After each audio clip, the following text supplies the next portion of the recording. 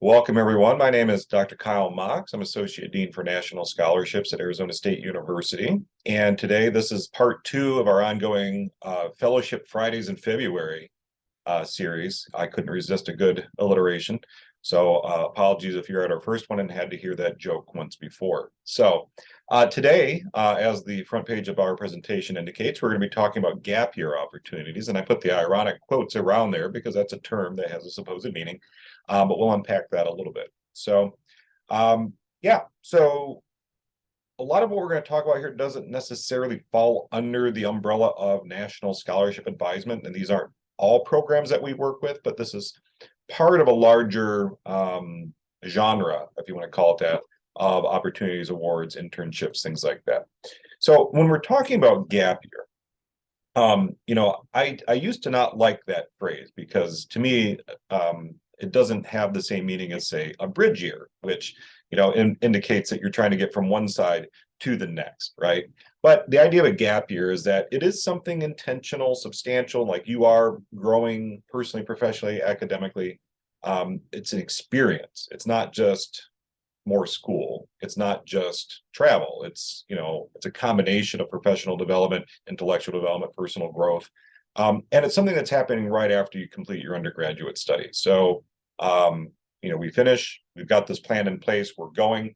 And on the other side of it is another predetermined phase, which could be, you've got a job set up, you've got law school, you've got grad school, you've got something like that.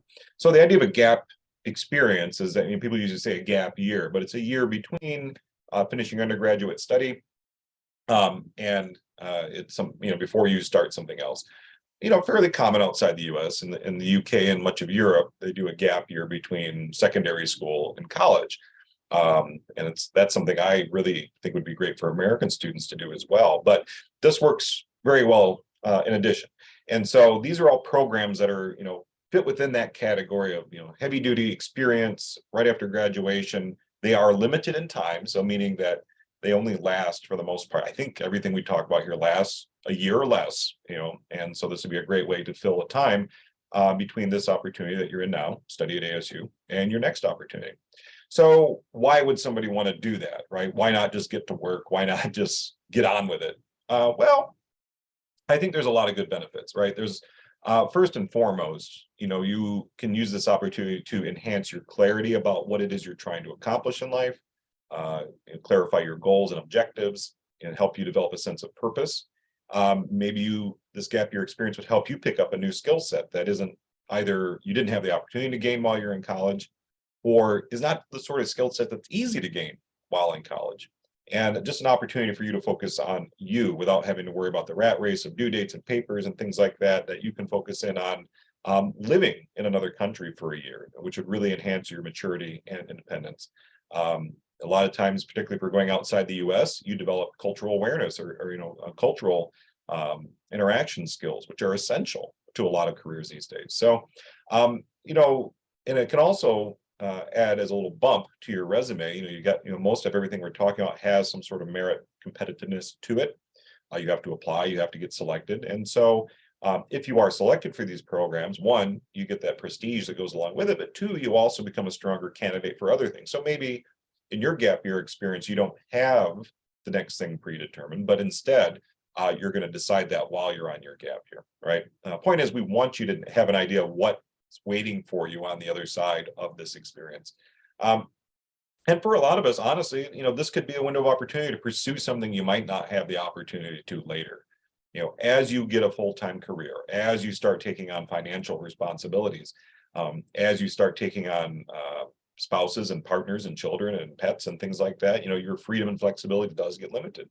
And so there, may not come a time in your mid-30s when you go spend a year teaching English in Eastern Africa, right? Not trying to depress anyone at all, but it happens. Why not do this, right? You shouldn't do this if this is really going to impact you negatively from a financial standpoint.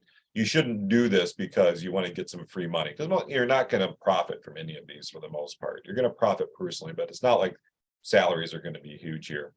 One thing I hear a lot from students is like, yeah, I'd like to do that, but I think I should go right into grad school because I don't want to lose my momentum, right?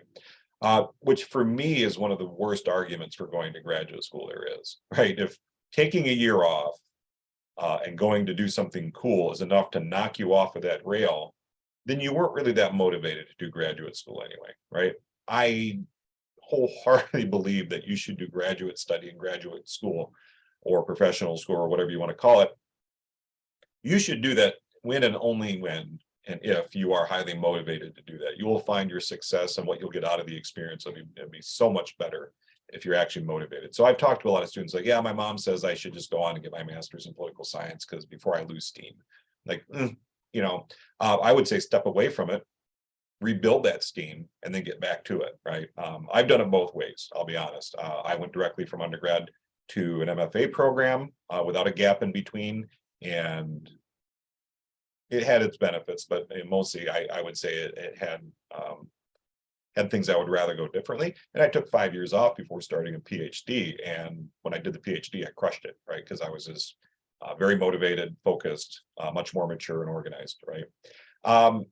You shouldn't do this if you don't have time to do planning and preparation, right? A lot of times people just say, I'll just pick something for me, or I'll just apply to a bunch of things, right? It does take time to sit down and put together a plan and figure out the due dates of these things and actually put the time and effort into the application. So if that's going to take away from the other things in life, or you don't feel like you can put in adequate time to do well at this, then maybe this isn't the right time for you.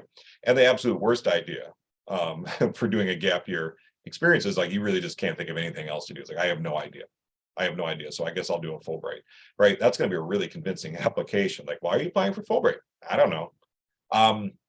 So these are all reasons not to, right? And so we want to be sure that we're going into this with eyes clear, our eyes forward, heading in the right direction.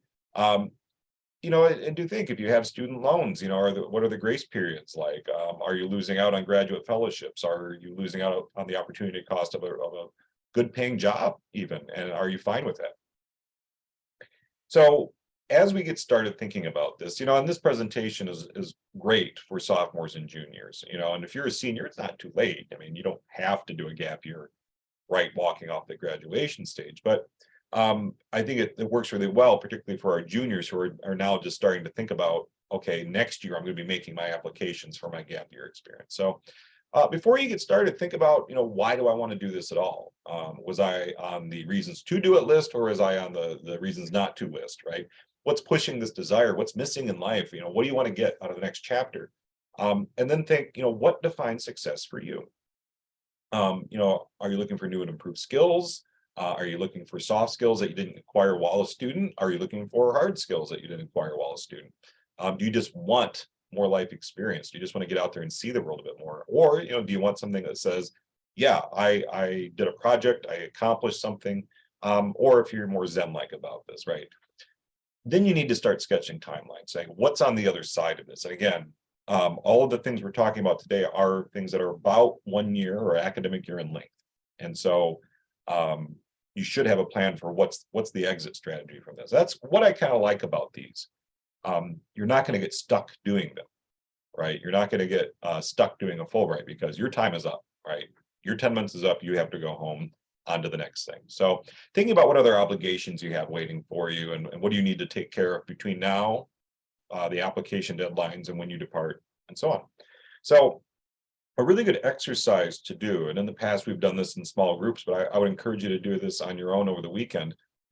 Think about the kind of work that you will be doing in 5 to 7 years, after graduating from ASU. See it in your mind. And I don't necessarily mean job title, right? Because job titles are spooky. And honestly, a lot of the jobs most of you will be working don't yet have a title or haven't yet been created, but really just think, do I see myself working in a laboratory? Do I see myself working in an office setting? Am I going to be outdoors, collecting samples, doing field work? Do I see myself working with people in groups, individual, working from home? Am I in an urban place? Am I a rural place? Am I abroad? Do I have a house? What's my lifestyle like? What kind of work do I see myself doing in my mind's eye? Now, as you think about that type of work, now start making a list of the KSA, or the knowledge, skills, and abilities that you think you'll need to excel at that work, but currently lack, right? maybe I want to do policy work. I want to go to DC and I want to work in a member of Congress's office, but you know what? I really don't have a lot of stats background. I really don't have a lot of quant skills. Or conversely, I would really like to be a science communicator. I think I'd really like to go work for Nat Geo or something like that. But I don't have any writing experience. I don't really have any travel experience. So thinking about, what are some KSA that you don't have that you'd like to have? Now, thinking about that, look at that list and think, okay, let me just think divergently. What are some ways I could fill that gap and be more creative than just saying taking more classes, right? And then after you've made that list, make you another list of just a wild brainstorm list of places you would love to go. Regardless of logic, reason, or you don't have to even give a good reason or even think about the feasibility, but just places in the world that you'd like to go besides here. And then we can start working with those different lists and think, okay, is there an intersection there? Are there programs that would get me to those different places? So, and again, thinking about purpose, that one of the first things I'm going to ask if you come in and asking, okay, I want to apply for fellowships. Tell me what I should apply for. Like, first of all, I don't do that. That's not what we do here. What we do is help you think about objectives and then think about what are some opportunities that overlay those, right? So maybe you're getting into this because you want to explore career options, right? You want to look for professional development. Maybe you are looking for opportunities to enhance your service record or get more deeply involved in service or just kind of build that up. Or maybe you haven't had a chance to do it as much as you would like. Maybe you just want to get some meaningful work for a while and earn some labor, or maybe you just want to do a walkabout, right? Meaning that you just want to get out there and find yourself a little bit and see the world, which is a wonderful thing for somebody to do right out of college. You also need to start thinking about the real logistics here, right? Do I have student loans that are going to come due? They generally come due 6 months after you've completed your degree. We're under a different grace period right now, so maybe now it's a great time to go. Do you have money put back, right? None of these opportunities should cost you.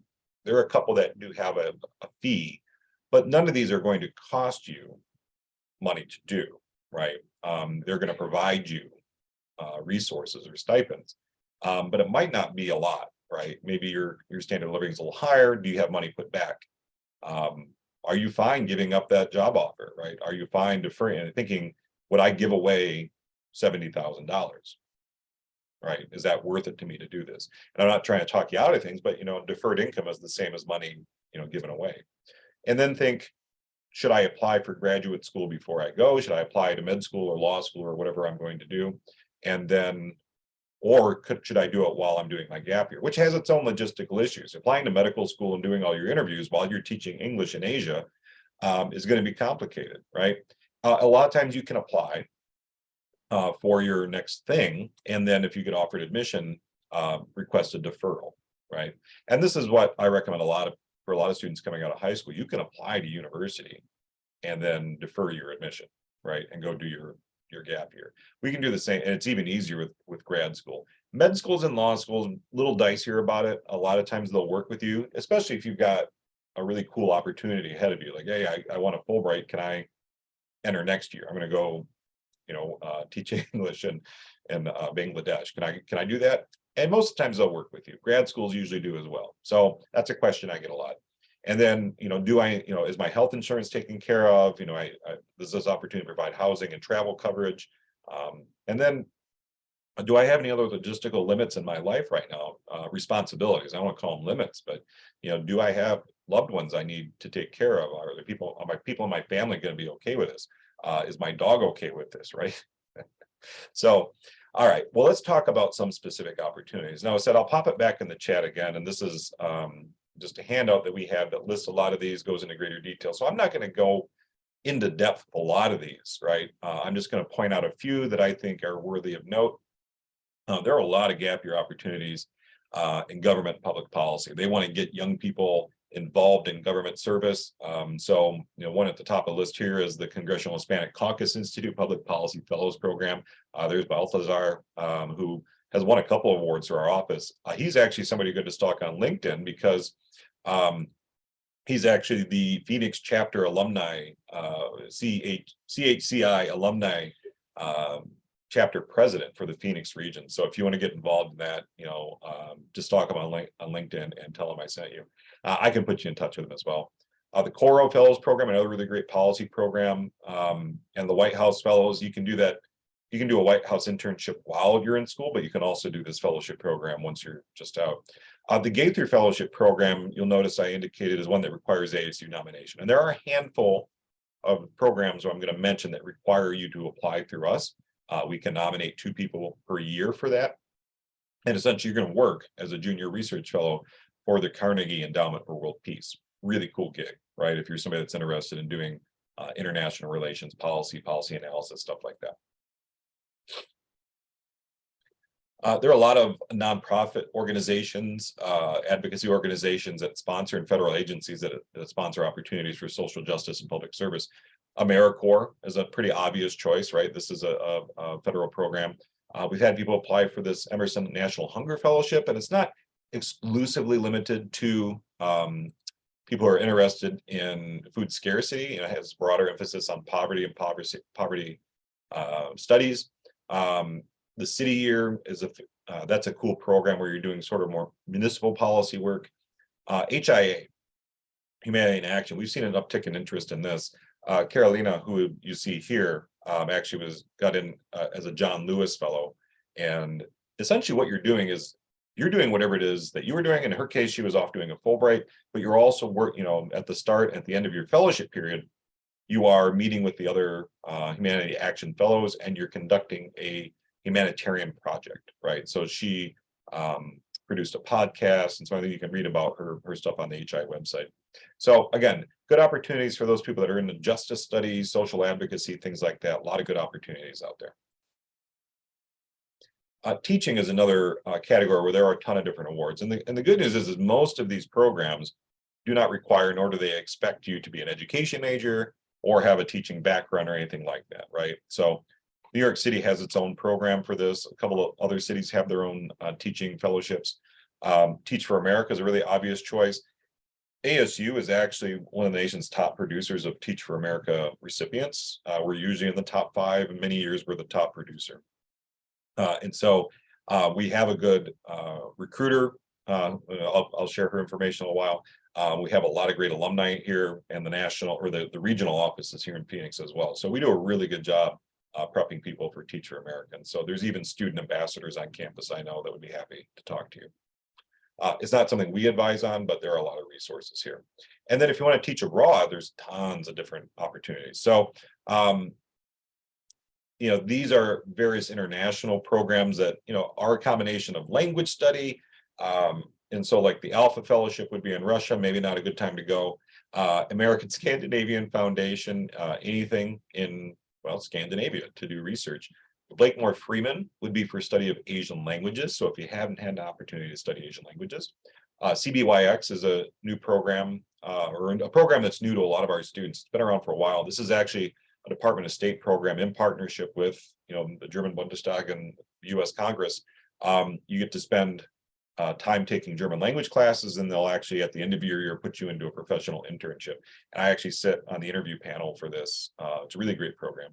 Fulbright, obviously, this is one where you need to apply through us. Luce, if you're interested in going to Asia. Peace Corps, obviously, that's a big program. And then the Princeton in programs, Princeton in Africa, Asia, and Latin America. You don't have to go to Princeton to do that. This is one of the weird exceptions where they do have a small application fee to apply, but mainly because they're a entirely alumni-run organization. They have a very small operating budget, and so they're just kind of cost sharing that with the people that want to apply. But that's really, it's a lot like Fulbright, where you would get involved in either teaching experiences, or they have some professional internship opportunities where people can work with businesses in Africa, Asia, Latin America, or journalism or things like that. So these are all international programs, very popular. And then there's what I would call a next level in terms of competitiveness, where these are national scholarships, right? So these are all programs that we work with on a regular basis. You'll find these in our database, and you can go to our website to learn more about them, schedule meetings with us. The Boren is for intensive critical language study, and we get a lot of seniors who apply for this because they do it as sort of a gap year after. They maintain their enrollment at ASU, and then they are basically spending their time studying a critical language. So anything non-Western European. So Emily, we'll come back to that question. Gates Cambridge Scholarship, any graduate program at Cambridge University. Gaither we talked about. Mitchell is 1 year of study in Ireland. Any graduate program, any 1 year master's program in Ireland. Schwarzman and Yenching are both in China. And Schwarzman's at Tsinghua University and Yenching's at Peking University. Those are both one. Yenching can be a 2 year, or you can do your 2nd year remotely as you're working on your dissertation. So yeah, a lot of different programs. We have substantial resources to help you with this. We have people applying for these every year. All great options. And a lot of times we have people stacking these, right? They win more than one of these awards. Emily asked a good question. Is there anything like Peace Corps that is less of a time commitment? And I don't know if you mean in terms of duration, meaning 2 years. The closest thing to that I would think of is Fulbright, which is generally a 9 or 10 month long commitment. So international teaching, I mentioned there's a ton of programs for teaching abroad as well. Other countries, English has become the lingua franca, and that's actually kind of funny. But the universal language of business and science, and it's a huge economic advantage if you speak English around the world. We probably should have picked a different language. It's actually not a very useful. It's very flexible, let's just say that, but it's also very confusing, right? We should have gone with Spanish or something like that. I don't know. At any rate, point is that if you're a native English speaker, you've probably got a lot of opportunities to go abroad. And so I've listed several here. Some of these are sponsored by foreign governments. Some of them are sponsored by study abroad providers like CIE. The JET program is great. I just helped Dean Williams write a support letter for a student applying to JET. Never mind. U.S. teaching assistants in Austrian secondary schools, Spain, France, and then the Fulbright ETA. And those over 80 countries you can choose from for Fulbright. So I'll talk more about Fulbright. And I've mentioned it a couple of times, but it's our biggest program. We have between 60 and 80 applicants every year for this. And you can spend the year going abroad to do a project of some kind. You can spend the year abroad doing graduate study, or you can spend the year abroad serving as an ambassador. And as part of that, being an assistant English teacher, basically being there as a token American. So you see Haley there, that's not her normal outfit. She was participating in a cultural exchange event. And that's the name of the game for Fulbright, right? Is you go and share your own experience as an American, and they'll share with you their own experience, and we'll both be better for it, right? So we are a top producing institution for Fulbright, pretty elaborate resources available there. So beyond what we can provide, and this presentation is a little different than many of that we do, because I'm really encouraging to look beyond ONSA, because we try to limit our scope to things that we can provide good advising on. But there are a lot of opportunities out there. So, looking at nonprofit boards or teaching portals, things like that, be cautious of things that do charge a fee. Like I mentioned, the Princeton IN programs do charge a fee, and that's the only one I can think of that does. But there are some really great databases out there, idealist.org, projectsabroad.org. When I was in college, before the internet was really as well developed as it is now, there was a book that came out every year called Volunteer Vacations, where basically if you could get yourself there, they would feed you and house you, and you could go work on archaeological digs or just kind of civic projects abroad, things like that. Serviceyear.org, that's pretty self-explanatory. So these are all pretty good resources for you to do your own search. Now, in terms of ASU resources, we do have a Teach for America recruiter. If you just do a quick search on the ASU domain for Teach for America, you'll find more information.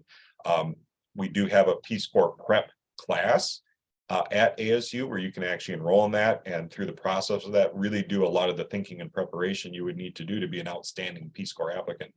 Not only are we a top Fulbright producing institution, not only are we a top TFA producing institution, we're also a top Peace Corps volunteer producing institution. If you don't get the message yet, this is to say that ASU is a place that is rich in these kinds of resources. We have a very global focus. We are a global university, and we're also a very service-oriented university that's kind of embedded in our DNA. So it makes our students excellent candidates for these types of global and service-oriented awards. So lots of resources available to you there. And again, we have our own dedicated site for Fulbright, and coming up March 29, I believe, will be our Fulbright Day event, where we'll get you all started on Fulbright. We have boot camps to help get you prepped and ready to apply. So where do we go from here? Again, backing up to where we started, really thinking about what is my motive here. If my motive is I really just don't know what else to do, that's going to make the process of applying very difficult, right? Because you have to make yourself stand out from the other applicants for these awards. None of these awards has a surplus, right? They have a surplus of applicants. They have more people applying than they have opportunities, right? So you have to be sure you can mount a good argument. Timeline, right? The most heartbreaking thing we deal with on an annual basis is people that come in or email and say, oh, I'm really interested in this program. I'm like, well, that's great, but the deadline was a week ago. Or, well, yeah, but it's in less than a month, and I don't think that's enough time to write a winning application. So really looking out a year or 2 years at a time to think, okay, when are most of these awards due? And you'll find a lot of them are due in the fall for things that'll be happening a year after that, right? So waiting until second semester of senior year, not really the best time. And talk to us. You know, it's highly likely that you'll apply to more than one of these awards or one of these opportunities because they are competitive and they're highly selective. It isn't wise to just bank on one thing, right? Because you could be applying for an award or an opportunity that's got a 10 or 15% selection rate. And then make that plan, and we're happy to help you do that, right? So if you have any questions, you know, of course, you can reach out to me directly. Happy to help. And then if you are, you do identify some fellowships that are in our database, right, or that are on our list that you'd be interested in applying to, you can schedule a meeting right through our website. If you're a younger student, right, or you're just new to this whole genre and you just need like some help getting started, we do also just do general advising appointments where you can say, I don't know, this is what I'm trying to do. This is what I'm doing now, but I'm not really sure how these opportunities can help. Can we talk through that? Absolutely. What we don't do is work with people who say, I'm a biology major. What can I apply for? Right? We need a better question to start the conversation than that. But we're super happy to help. And the joke I make a lot is, you know, we're a lot like psychotherapy. That one visit's probably not going to do you much good. We're going to need some follow-ups, right? So feel free to take advantage of that. And if you're not onto listserv or bulletin, I encourage you to do that. You can do that at our website as well. So great question from Emily. Other questions about anything I talked about here, general philosophy, just advice, things you're wondering about?